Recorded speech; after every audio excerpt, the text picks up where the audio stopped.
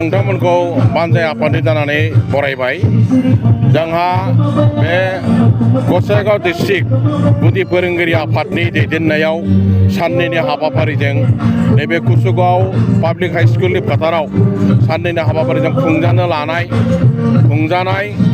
37थि आसाम नाङै primary teacher एस'सिएशननि conference लोगोसे गसाइगाव जिल्ला गुदि फोरोंगिरि आफादनि 21थि बोसोरसालिया जथुम्मामोन साननैनि हाबाफारिजों खुंबाय।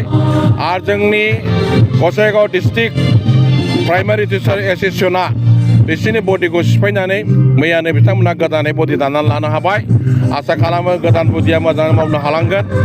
आरो सेन्ट्रेल गुदि फोरोंगिरि आफादनि बिथांमोननि हाबाफारिया मात्र बोसोरसालिया जथुम्माल'मोन, कार्मेटिं पिरियड जायाखै।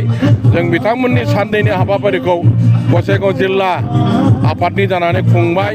जथेस्थ' खस्थ'नि गेजेरजों थाखा फैसानि आंखालबाबो जों बिथांमोनखौ जाहोनाय लोंहोनाय जेरैखि जाया सेस्था खालामनानै जों खुंनो हाबाय। बिनि थाखाय आङो बयबो रायजो राजा एबा जोंनि लिडार गसाइगाव कुसुगाव ओनसोलनि जोंनि थुलुंगागिरि बिथांमोननिसिम धन्यबाद होबाय। बिथांमोना जोंनि बे खुंनायाव हेफाजाब होनायनि थाखाय। गोजोन्थों।